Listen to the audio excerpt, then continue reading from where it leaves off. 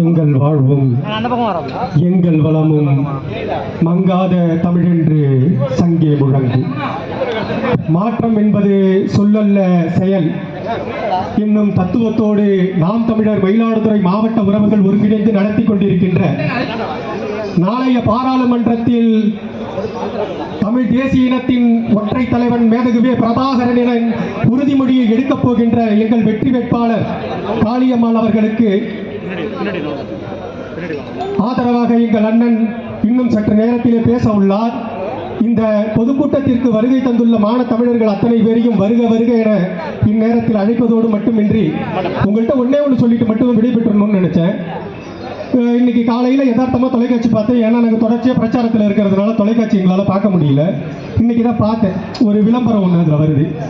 Guarantee வாரண்டிகளை நம்பிடாதீர்கள், தமிழ்நாட்டை காட்க ஸ்டாலினுக்கு வாய்ப்பு கொடுங்கள், ஸ்டாலின் அழைக்கிறேன்கிறாரு. ஐயோ என்னடா இது, ஸ்டாலின் அழைக்கிறாரு, எப்படி காப்பாற்றுவார் தமிழ்நாட்டை? ஏன் எங்க தாத்தா சேதுபதி மன்னனுடைய பூர்வீக சொத்தான கச்சைத்தீவை உங்க அப்பாவும் இதே காங்கிரஸ் கை சின்னமும் சேர்ந்து கொடுத்தது, அப்ப காப்பாத்துனீங்களே, அது போல காப்பாத்துவீங்களா? நீட் தேர்வு திட்டத்தில் தெரியாம கையெழுத்து போட்டுட்டேன்னு சொல்லி எங்க மண்ணை காப்பாத்துனீங்களே, அப்படி காப்பாத்துவீங்களா? மீட்டெடுப்பீங்களா? இவர் தான் அப்படின்னா எங்க அண்ணன் உதயநிதி ஸ்டாலின் ஒரு பக்கம் நீட்டை ஒழிக்கக்கூடிய தத்துவமும் சித்தாந்தமும் எங்களிடத்திலே இருக்கிறது என்றார். அப்படி என்னங்க சித்தாந்தமும் தத்துவமும் இருக்கு அப்படின்னு கேட்கிறாங்க. செய்தியாளர் கேட்கிறாங்க, நெறியாளர் கேட்கிறாங்க. கேட்கும்போது சொல்றாரு சூடு, சொரணை, வெட்கம், இந்த மூணு உங்க கட்சியில முதல்ல இருக்கா? எப்படி அவங்கள்ட்ட இருக்கும்? ஏங்க, ஒரு அமைச்சரின் மகன் ஒரு வேட்பாளர் அறிமுக கூட்டத்தில் பேசுறாருங்க. என்னங்க என் வீட்டு பெண்ணை பார்த்தா உனக்கு எப்படிங்க தெரியுது? என்ன எல்லாம் பளபளன்னு வந்திருக்கீங்க, வேற லவ்லியா, பான்ஸ் பவுடரா, குங்குமமா அப்படின்னு என் வீட்டு பொண்ணை கேவலப்படுத்தி 1000 ரூபாய் பணம் வாங்கிட்டீங்களாங்கிற. இதை தாங்கிக்க முடியாத எங்க வேட்பாளர் ஒரு பொதுக்கூட்டத்தில் பேசுறாங்க. ஏன்பா நீங்க உங்களுக்கு 1000 ரூபாய் தான் தெரியுமா, எதுக்கு எடுத்தாலும் 1000 சொல்றீங்களா, 1000 ரூபாய்க்கு பிறந்தீங்களான்னு கேட்டாங்க. இதுல என்ன தப்பு இருக்கு?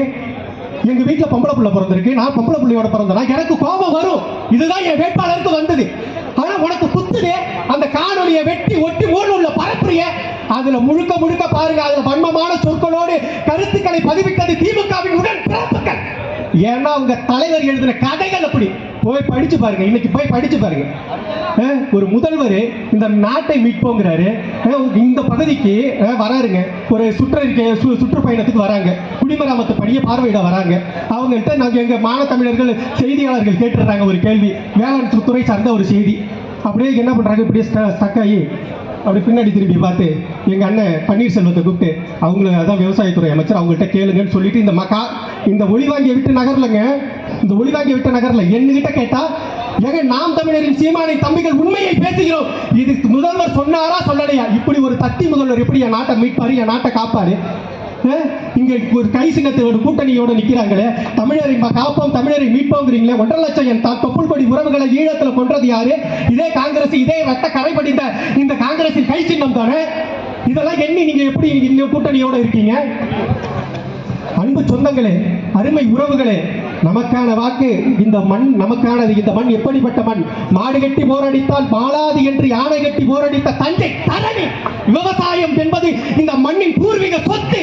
இந்த பூர்வீக சொத்தை காக்கக்கூடிய உற்பத்தி ஆலைகளை எல்லாவற்றையும் மூடி வைத்துள்ளார்களே, பஞ்சாலையை, சர்க்கரை ஆலையை, நூற்பாலையை எல்லாம் மூடி வைத்துள்ளார்களே. இதன் விளைவு என்ன? நாமெல்லாம் வேலை இழந்து நிற்கிறோம். இது வேலை கிடைக்கணும் அப்படின்னா நாம் தமிழர் கட்சியின் வெற்றி வேட்பாளர் எங்கள் அருமை சகோதரி காளியம்மாள் அவர்களுக்கு வாக்கை தாருங்கள், வெற்றி பெற செய்யுங்கள். எளிய மக்களின் குரல் பாராளுமன்றத்தில் ஒலிக்கட்டும், நமது குரலாக அது இருக்கட்டும் என்று சொல்லி தந்த வாய்ப்பிற்கு நன்றி கூறி முடிக்கின்றேன். நன்றி, வணக்கம். நாம் தமிழர். அன்பு தம்பி கவியரசன் அவர்களுக்கு நன்றி. மாநில இளைஞர் பாசறை ஒருங்கிணைப்பாளர் யூசுப் அவர்கள். உணர்வெழுச்சியோடு ஒரு சேர குழுமிருக்கிற அண்ணன் சீமான் உள்ளிட்ட தாய் தமிழ் உறவுகள் அனைவருக்கும் அன்பு கலந்த வணக்கம். அன்பான மக்களே, உங்கள் முன்னால் நிற்கிற இந்த பிள்ளைகள் ஒரு அரசியல் கட்சியை தொடங்க வேண்டும், அதை கொண்டு அந்த அதிகாரத்தை கைப்பற்ற வேண்டும், அந்த அதிகாரத்தை கொண்டு பல லட்சம் கோடி ரூபாய்களை கொள்ளையடிக்க வேண்டும், ஆளுக்கு ஒருவர் 2-3 மனைவிகளை கட்டிக்கொள்ள வேண்டும், பெற்ற பிள்ளைகளுக்கெல்லாம் பதவிகளை வகுக்க வேண்டும், ஒதுக்க வேண்டும் என்ற பெருங்கனவோடு அரசியல் செய்ய வந்தவர்கள் அல்ல நாங்கள். ஆண்டாண்டு காலமாக உழைத்து எத்தனையோ உதவாக்கரைகள் கையில் ஆட்சி அதிகாரத்தை கொடுத்துவிட்டு ஒருவேளை சோற்றுக்கு கூட வழி இல்லாத ஓல குடிசையிலே நடுங்கி ஒடுங்கி கிடக்கின்ற ஏழை எளிய விவசாய பெருங்குடி மக்களின் வாரிசுகள் தான் இன்று உங்கள் முன்னால் வந்து நிற்கிறோம். அரசியல் என்பது முழுக்க முழுக்க மக்களுக்கு ஆற்றுகிற தொண்டு என்கின்றார் பெருந்தலைவர் காமராசர். அரசியல் என்பது மக்களின் மீது அதிகாரத்தை செலுத்துகிற விவகாரம் அல்ல, அதை மக்களுக்கு ஆட்டுகிற தொண்டு என்கின்றார் நம்முயிர் தலைவர் மேதகவே பிரபாகரன் அவர்கள். நாம் தமிழர் கட்சியினுடைய பிள்ளைகள் சொல்கிறோம், அன்பு மக்களே, அரசியல் என்பது மக்களுக்கான சேவையும் அதை நிறைவு செய்யும் சேவையும் என்று நாங்கள் சொல்கிறோம். ஜனநாயக திருவிழா வருடம் 5 ஆண்டுக்கு ஒரு முறை நடக்குது. என்ன நடக்குது? திருவிழாவா நடக்குது. ஒரு கட்சி 10 கட்சி 15 கட்சி கூட்டணி வச்சுட்டு போறாங்க. இப்ப சட்ட நேரத்துப்படி பேசின எங்க அண்ணன் மாவட்ட செயலர் காளிதாசோட சொன்னாரு, ஒரு கட்சியும் 10 கொடியோட போறோம், 15 கொடியோட போறோம் அப்படின்ட்டு. எத்தனை கொடி வேணாலும் பறக்கலாம், ஆனால் மயிலாடுதுறை பாராளுமன்றத்தினுடைய உறுப்பினருடைய கொடி புலிக்கொடி. அந்த புலிக்கொடி அத்தனை கொடிகளையும் தெருக்கோடியை நிப்பாட்டும் நிப்பாட்டும் நிப்பாட்டும். உங்கள் முன்னால் இருக்கிற இந்த பிள்ளைகளுக்கும் ஒரு கனவு இருக்கிறது. யாரோடவோ கூட்டணி சேர்ந்து நோட்டையும் சீட்டையும் பெற்று நக்கி நக்கி நிற்பதற்கு பதிலாக பிரபாகரன் பிள்ளைகளாக இந்த மண்ணில் நின்று தனித்து போரிட்டு எவருடன் கூட்டணி சேராமல் மானத்தமிழ் பிள்ளைகள் நின்றார்கள், வரலாற்றில் வென்றார்கள் என்ற கனவை பதிவு செய்ய வேண்டிய கனவு. இனி எங்களை இந்த தமிழ் சமூகம் தமிழ் பேரிடம் பழி சொல்ல முடியாது. யாருமே இல்லை திமுகவை விட்டால், யாருமே இல்லை காங்கிரஸை விட்டால், யாருமே இல்லை பிசப்பியை விட்டால், யாருமே இல்லை காங்கிரஸை விட்டால் என்று பழி சொல்ல முடியாது, பழி சொல்லவும் கூடாது. இவர்களை விட்டால் இதோ உங்கள் முன்னால் நாங்களே ஒரு புரட்சிகர அரசியல் படையாக மாறி சாதி கடந்து மதம் கடந்து நாங்கள் தமிழர்கள் தமிழ் தேசியர்கள் என்று உங்கள் முன்னால் வந்து நிற்கிறோம். இனியும் நீங்கள் எங்களை கைவிட்டால் உங்களை காப்பாற்ற நிலத்தில் நாதி கிடையாது. அன்பான மக்களே, உங்களை நாடி நிற்கிறோம், உங்களை நம்பி நிற்கிறோம், நீங்கள் நம்பும்படி நிற்கிறோம். மாறுவோம், மாற்றுவோம். நமக்கான சின்னம் மைக்கு சின்னம். நன்றி, வணக்கம். நாம் தமிழர். அடுத்தபடியாக மாநில இளைஞர் வாசல் மாநில ஒருங்கிணைப்பாளர் அண்ணன் மணிசிந்தன் அவர்கள்.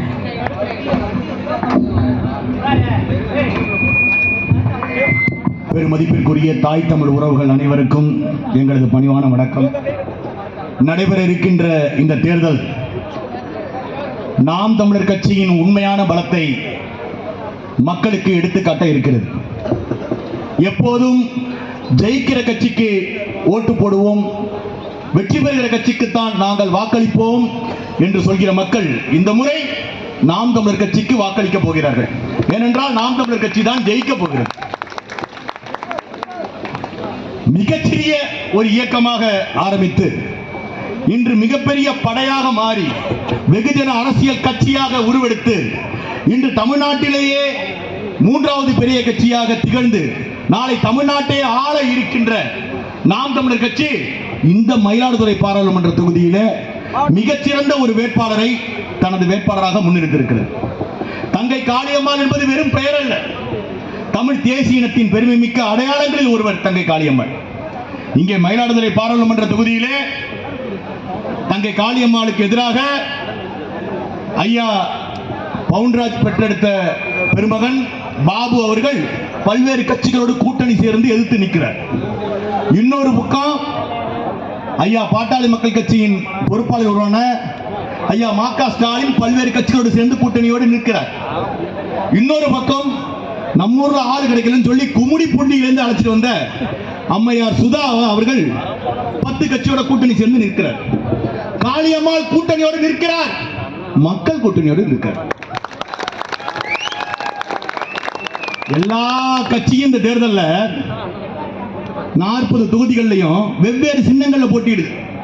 திமுக கூட்டணியை சேர்ந்த கட்சிகள் ஒரு இடத்துல கை சின்னத்தில், ஒரு இடத்துல உதயசூரியன்ல, அதே போல அண்ணா திமுக ஒரு இடத்துல ரெட்டலை இல்லை, இன்னொரு இடத்துல முரசு, அது போன்ற சின்னங்கள்ல. அதுமாரி ஒரு பாஜக தலைமையில் பாமக வந்து மாம்பழத்தில், பாஜக தாமரையில்.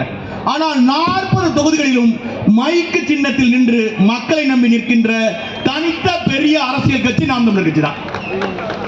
எனவே இந்த தேர்தலில் காளியம்மாளுக்கு வாக்களிப்பதன் மூலம் இதுவரை மயிலாடுதுறை பாராளுமன்ற தொகுதி தான் கடந்த காலத்தில் செய்த வரலாற்று பிழைகளை திருத்திக் கொள்ளும். ஐயா ராமலிங்கம் போன தடவை நம்ம வாக்களித்து அமைச்ச பெருமகன். ஆனால் ராமலிங்கம் வந்து பாராளுமன்றத்தில் என்ன பேசினாரு அப்படிங்கிறத நாங்கள் எடுத்து பார்த்தோம். ஏன்னா தங்கச்சி காளியம்மாளை வேட்பாளராக நிறுத்துறோம், எதிர்க்கட்சியை விமர்சித்து பேசணும். அப்படி விமர்சித்து பேசுறப்ப தரவுகள் இல்லாம பேசிடக்கூடாது, தப்பா பேசிடக்கூடாது. அண்ணவே ராமலிங்கம் நம்ம தொகுதிக்காக என்னென்ன பேசியிருக்கிறாருங்கிறத எடுத்து பார்த்தா மொத்தம் 3 தடவை தான் அவர் பேசியிருக்கிறாரு. அதுவும் என்னத்துக்கு பேசினாரு, எதற்கு பேசினாருன்றது எங்களுக்கு தெரியல, அதற்கான தரவுகள் கிடைக்கல. மற்ற நேரத்தில் நம்ம ராமலிங்கம் என்ன பண்ணாருன்னா மயிலாடுதுறை கடத்தல இருந்து 1/2 கிலோ மிக்சரை வாங்கிட்டு போய் டெல்லியில வச்சு நல்லா சாப்பிட்டு வந்திருக்கிறார். எவ்வளவு பெரிய வேதனையா இருக்கும் பாருங்க. நம்ம உரிமைக்காக நிற்பாரு, நம்ம உணர்வுக்காக குரல் கொடுப்பாரு, காவிரி நதி நீரை ராமலிங்கம் கொண்டு வந்து விடுவார் என்று ஓட்டு போட்டா இவர் என்ன பண்ணிருக்கிறாரு, பாராளுமன்றத்தில் படுத்து தூங்கி இருக்கிறார். இப்ப காளியம்மாளை நீங்கள் வாக்களித்து பாராளுமன்றத்துக்கு அனுப்புனீங்கன்னு வச்சுக்கீங்களேன், கர்நாடகத்தை சேர்ந்த காங்கிரஸ் எம்பி தமிழ்நாட்டுக்கு ஒரு சொட்டு தண்ணீர் தரமாட்டேன் என்று சொல்லுகின்ற அந்த நொடியிலேயே பெண் புலியாய் மாறி கர்நாடக காங்கிரஸ் எம்பியோட சட்டையை பிடிச்சி குளிக்கு கேள்வி கேட்பா என் தங்கச்சி காளியம்மா. அப்படி இருக்கணும் ஓட்டு. சும்மா செத்தவன் வாயில வெத்தலை பாக்கு வச்ச மாதிரி சவ சவ சவன்னு. தங்கச்சி காளியம்மா யாரு, அவரோட பேச்சு திறமை என்னன்னு உங்களுக்கு தெரியும். ராமலிங்கம் யாரு, சுதாவை பத்தி தேடி பார்த்தோம்னா சுதாவை பத்தி பண மோசடி புகார் நாங்க சொல்லலங்க, அவங்க அபிடேவிட்ல இருக்கு. 7-8 கேஸ் இருக்கு. என் தங்கச்சி மேல காளியம்மாள் மேல 7-8 கேஸ் இருக்கு. எல்லாமே மக்களுக்கு போராடிய போராட்ட வழக்குகள்.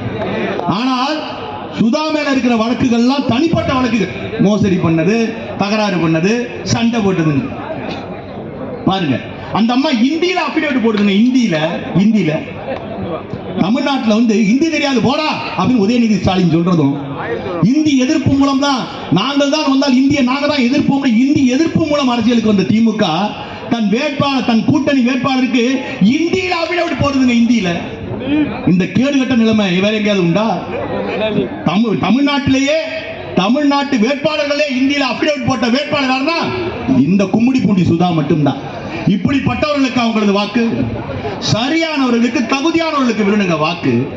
காளியம்மாள் போனா அவ இந்த மண்ணின் மகள், இங்க இருக்கிற சீர்காழியில் பிறந்தவள், நம்ம ஊர்ல பிறந்து நம்ம ஊரு பெருமையை உலக தமிழர்கள் அறியும் வண்ணம் தன் தமிழால் உலகத்திற்கு உரட்டியவள் காளியம்மாள், சமூக போராளி காளியம்மாள். அப்படிப்பட்ட ஒரு பெண்ணை ராணுவத்திற்கு ஆள் எடுக்கிற மாதிரி, போலீஸுக்கு ஆள் எடுக்கிற மாதிரி எங்க அண்ணன் பார்த்து தட்டி தூக்கி வந்து நிப்பாட்டி இருக்கிறாரு. சும்மா திருப்பி ரெட்டலைக்கு ஒரு ஓட்டு, தாமரைக்கு ஓட்டு, கை சின்னத்துக்கு ஓட்டுனா, கை சின்னத்துக்கு நல்ல தமிழ் வளைஞ்சு ஓட்டு போடுவானா? 2009 மறந்து போச்சா? 2 லட்சம் மக்கள் நம்ம சொந்த தொப்புள் கொடி உறவுகளை சிங்களன் கொல்ல காரணமாக இருந்தது இந்த கை சின்னம்.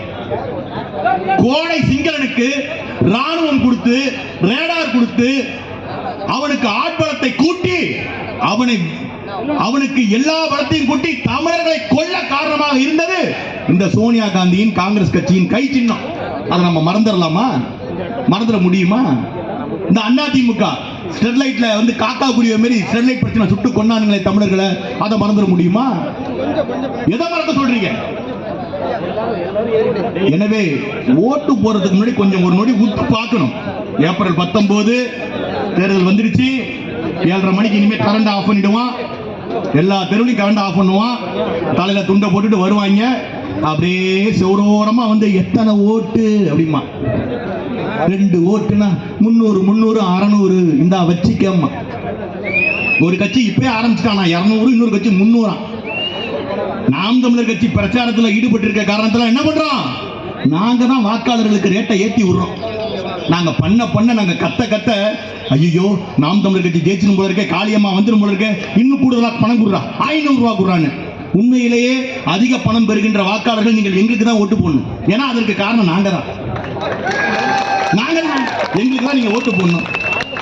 எனவே இப்படிப்பட்ட திருடர்களை, நாய்க்கு ரொட்டி துண்டு போடுவது போல வாக்குக்கு காசு கொடுக்க தயாராக இருக்கின்ற கொள்ளைக்காரர்களை தண்டிக்கணும்.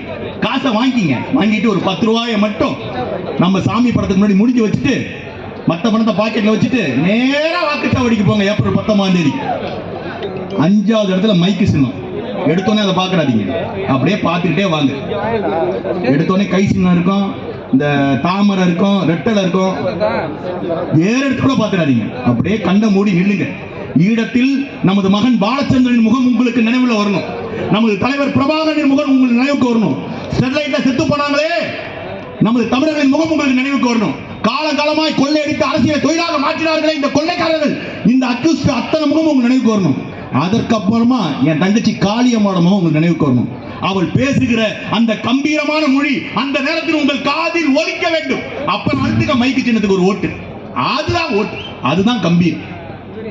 ஏப்ரல் 19 தமிழ்நாட்டின் தலையெழுத்தை மாற்றி எழுதுகிற திருநாள்.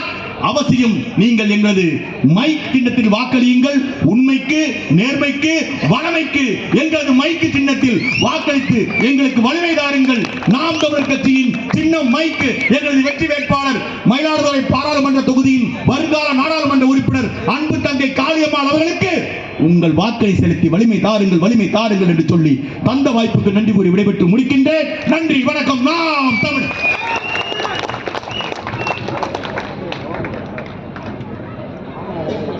அடுத்தபடியாக மாநில ஒருங்கிணைப்பாளர் ஐயா பெருந்தமிழர் விஸ்வகுமார் அவர்கள் உரையாற்றுவார்.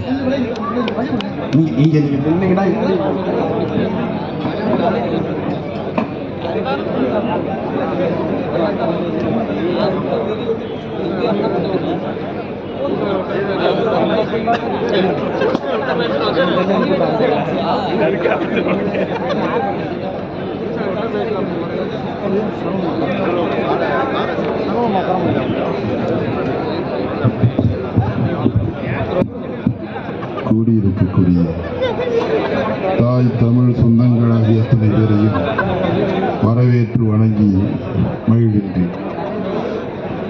புதியதொரு தேசம் செய்வோம், அதை மக்கள் புரட்சியால் உறுதி செய்வோம் என்ற கொள்கை முழக்கத்தின்படி நடைபெற இருக்கின்ற நாடாளுமன்ற தேர்தலை நாம் தமிழர் கட்சி எதிர்கொள்கின்றது.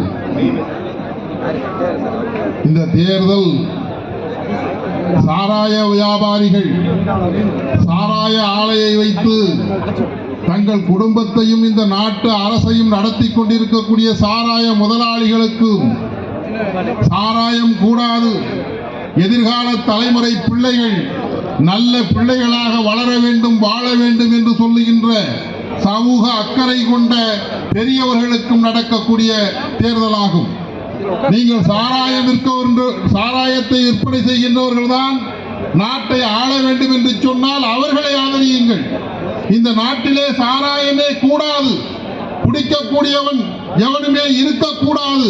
ஒழுக்கமும் மேன்மையும் உள்ள பிள்ளைகளாக எதிர்கால தலைமுறை பிள்ளைகள் வாழ வேண்டும் என்று நினைத்தால் நீங்கள் மைக் சின்னத்திற்கு வாக்களியுங்கள். நாம் தமிழர் கட்சி என்பது ஏதோ ஒரு சின்ன சண்டையிலோ பூசலிலோ கருத்து வேறுபாட்டிலோ உருவான அரசியல் கட்சி அல்ல. 180,000 மக்கள் கொன்றொழிக்கப்பட்டார்கள். அந்த இரத்த சகதியிலே விளைந்த ஒரு மாபெரும் அரசியல் புரட்சி இயக்கம் நாம் தமிழர் கட்சியாகும். ஒரு காலத்திலே ஒரு 13-14 ஆண்டுகளுக்கு முன்னால் இலங்கையிலே ஈழப்படுகொலை நடந்த பொழுது, எம்முயிர் தலைவர் அத்துணை பேரும் வீழ்ந்த பொழுது என்ன செய்வது என்று தெரியாமல் கூடி குறுகி குவளையமறியா தவளைகளாக என்போன்ற எத்தனையோ தமிழ் பற்றாளர்கள் இந்த நாட்டிலே தவித்த காலத்திலே தமிழ் பேரினத்தை பாதுகாப்பதற்கு ஆள் இல்லாமல் போய்விட்டதா? ஆந்திராவிலே சுட்டுக் கொல்லுகின்றான், கர்நாடகாவிலே அடித்து விரட்டுகின்றான், இலங்கையிலே ஒட்டுமொத்தமாக ஒழித்து விட்டான். இனிமேல் நம்மளுக்கு கேட்பதற்கு ஆள் இல்லையே என்று ஏங்கி கிடக்கின்ற காலத்திலே புதிய புரட்சியும் எழுச்சியுமாக எழுந்து வந்த ஒப்பற்ற பெருந்தலைவன் செந்தமிழன் ஐயா சீமான் அவர்களுடைய வருகைக்கு பிறகுதான் தமிழ் தேசிய உணர்வு இந்த மண்ணிலே வீறு கொண்டு எழப்பட்டது. கம்பன் பிறந்த நாடு என்று காளிதாசன் சொன்னான். கம்பன் பிறந்த ஊர். அவன் சாதாரண கவிஞனா? தண்டலை மயில்கள் ஆட தாமரை விளக்கம் தாங்க கொண்டர்கள் முனிலையிலங்க குவளைகன் விழித்துரோக்க தென்திரை எழினி காட்ட தேன்பிழி மகளையாரின் வண்டுகள் இனிது பாட மருதம் வீற்றிருந்த மாதோ என்று பாடினான். இந்த நிலம் மருத நிலம், வயலும் வயல் சார்ந்த பகுதியும். இதுக்கு காவிரி நதிநீரால் தான் வாழ்வாதாரம் இருக்கின்றது. யாராவது ஒருவர் காவிரி நீரை பற்றி சிந்தித்து இருக்கின்றீர்களா? நம்முடைய முன்னோர்கள் என்ன செய்தார்கள்? கொல்லைப்புறத்திலே கேணியை வெட்டி அந்த ஊற்று நீரை சமையலுக்கு பயன்படுத்திக் கொண்டார்கள், உணவாக பயன்படுத்திக் கொண்டார்கள். ஆற்று நீரை வயலுக்கு பாய்ச்சி உணவு உற்பத்தி தானியங்களை உருவாக்கினார்கள். இன்றைக்கு பொய்த்து கிடக்கிறது. காவிரி, கொள்ளிடம், பாலாறு, இந்த நதிகள் எல்லாம் பொய்த்து கிடக்கின்றது. எத்தனை விளைச்சல், கம்பு, சோளம், கேழ்வரகு என்று எத்தனையோ தானியங்கள் விளைந்தது. ஏன் இப்பொழுது விளையவில்லை? நீர் அதல பாதாளத்திற்கு போய்விட்டது.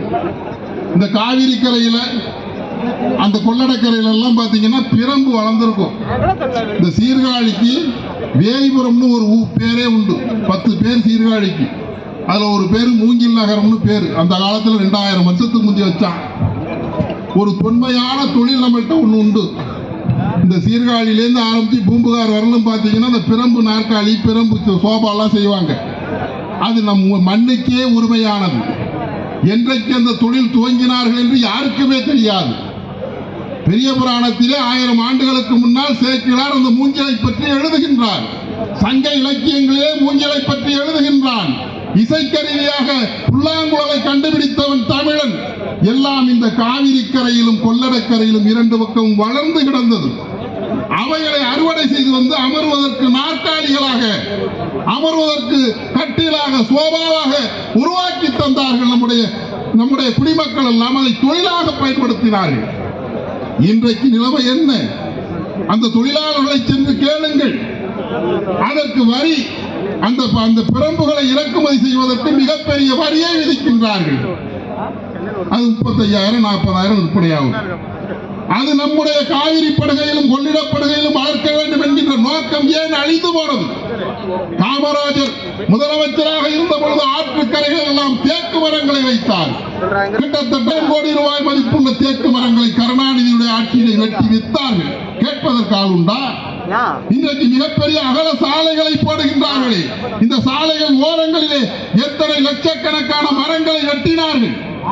அந்த மரங்கள், ஒரு மரத்தை 1 ரூபாய் என்று வைத்துக் கொண்டால் 1 கோடி மரம் வெட்டினால் 1 கோடி ரூபாய்.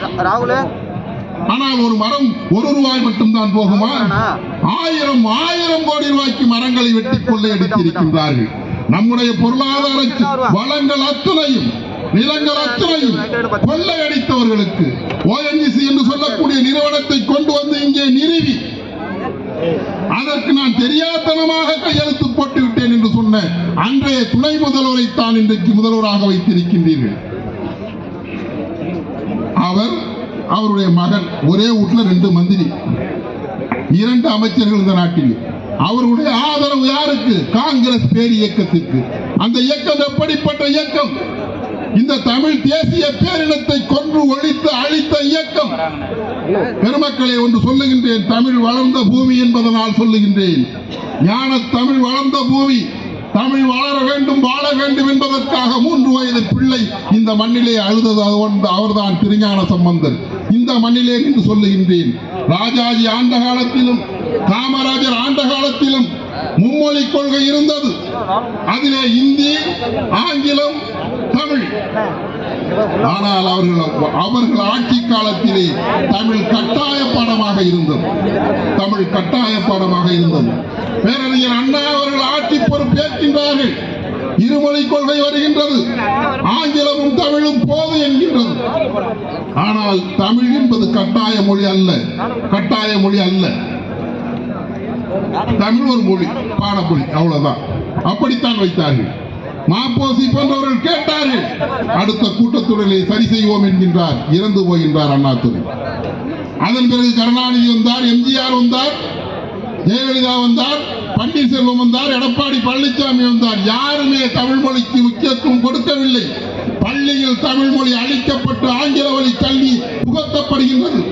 பள்ளியில் அரசியல் அறிவு என்று சொல்லக்கூடிய மாணவர்களுக்கு நடைபெறும் தேர்தல் ரத்து செய்யப்பட்டு பள்ளிக்கூட பிள்ளைகளை ஒன்றும் தெரியாத அரசியல் விவரமற்றவர்கள் ஆக்கிய குற்றவாளிகள் இந்த காங்கிரஸ் பேரியக்கம், திமுக என்று சொல்லக்கூடிய பேரியக்கம், அண்ணா திமுக என்று சொல்லக்கூடிய பேரியக்கம். பத்தாவதற்கு பாரதிய ஜனதா என்ற ஒன்றை 1980 துவங்கி மதவாதிகளும் சாதி சாதியவாதிகளும் இணைந்து அரசியலை நடத்தினால் நாடு பாழ்பட்டு போகும் என்பதை இன்றைக்கு நிதர்சனமாக காட்டிக் கொண்டிருக்கின்றார்கள்.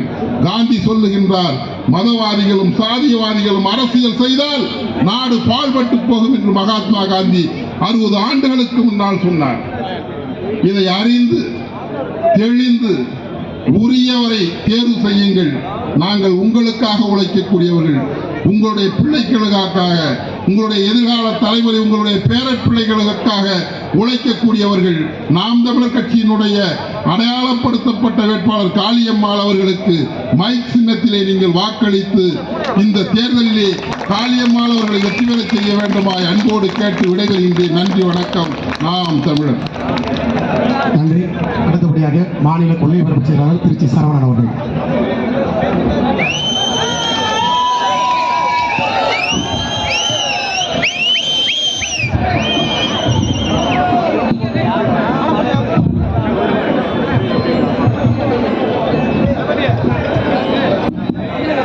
நடைபெறுகின்ற இந்த நாடாளுமன்ற தேர்தலில் ஒளிவாங்கி சின்னத்திற்கு வாக்களிக்க கூடியிருக்கின்ற மான தமிழர்கள் அனைவருக்கும் அன்பும் வணக்கமும். இது இல்லாம நிறைய பேர் நேரலையில பார்த்துட்டு இருக்கிறவங்களும் ஒளிவாங்கி சின்னத்திற்கு வாக்களிக்கிறதுக்கு தயார் ஆவாங்க. ஏன்னா வரலாற்றுல இதுவரை திராவிட முன்னேற்ற கழகமோ, அண்ணா திராவிட முன்னேற்ற கழகமோ, பாரதிய ஜனதாவோ, காங்கிரஸோ பார்க்காத எதிரிகளை, பார்க்காத பாராளுமன்ற வேட்பாளர்களை முதல் முறையாக களத்துல இந்த கட்சிகள் சந்திக்குது. அவனுக்கு பயம் வருது. தொடர்ச்சியா அவன் நம்ம அச்சுறுத்தி பார்க்கிறான். காலையில நாகப்பட்டினத்துல போகும்பொழுது திமுகவினர் எப்படி குறுக்க மறுக்க ஓடிக்கிட்டு அங்கிட்டு ஓட்டு தர்றான். எதுக்கு? எப்படியாவது நீங்க ஜெயிச்சிருவாங்க அப்படிங்கிற பயம்.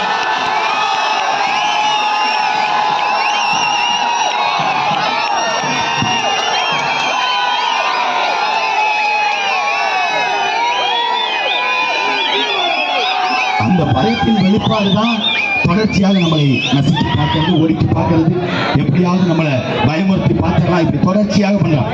முதல்ல இந்த மண்ணுக்கு பாரதிய ஜனதா கட்சி அவர்கள் எதற்காக வாக்கு கேட்டு வர்றாங்க? ரெண்டே கேள்வி தான். இந்த மண்ணில் தேசிய கட்சிகள் இந்த மண்ணுக்கு தேவையில்லை. ஐயா மோடி அவர்களை பெரிய பயிற்றாக நினைப்பாங்க. அதெல்லாம் ஒண்ணு கிடையாது. அவர் துப்பாக்கி சூட்டர் நினைப்பாங்க. அவர் போட்டோ சூட்டர்ங்கிறது நமக்கு மட்டும்தான் தெரியும். அதுபோலதான் ராகுல் காந்தியும் காங்கிரசும் மற்ற கூட்டணிகளும். நீங்கள் உண்மையான மாற்றத்திற்கு வாக்களிக்க வேண்டும்னா ஒளிவாங்கி சின்னத்தில் வாக்களித்து அக்கா காளியம்மாள் அவர்களை நாடாளுமன்றத்தில் உள்ள அனுப்புங்க. நாடாளுமன்றத்தை பாதரசத்தில் அனுப்புவோம். இது புலிகள் எங்கள் தலைவர் பிரபாகரன் மீது சத்தியம். நன்றி, வணக்கம். நாம் தமிழர், நாமே தமிழர்.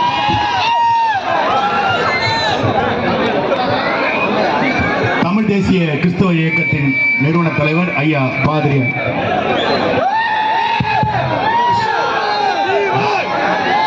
சாம் ஏசுதாஸ் அவர்கள் இப்போது உங்களுடன். நாம் தமிழர் கட்சியின் மயிலாடுதுறை பாராளுமன்ற தொகுதியின் வெற்றி வேட்பாளர் அன்பு தங்கை காளியம்மாள் மேடை.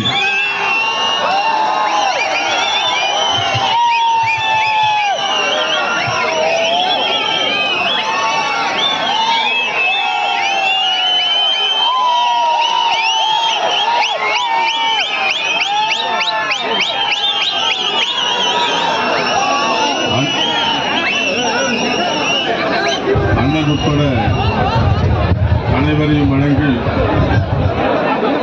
மயிலாடுதுறை பாராளுமன்ற வேட்பாளராக அன்பு சகோதரி காளியம்மாள் அவர்களை ஆதரித்து அவர்களுக்கு ஒளிவாங்கி சின்னத்திலே வாக்களிக்கும்படியாக உங்களை வேண்டி கேட்டுக்கொள்வதற்காக இந்த கூட்டத்திலே உங்களுக்கு முன்னால் நிற்கிறேன். ஒரு பேராயராக வந்து உங்கள் முன்னாலே நின்று நாம் தமிழர் என்ற இந்த கட்சிக்கு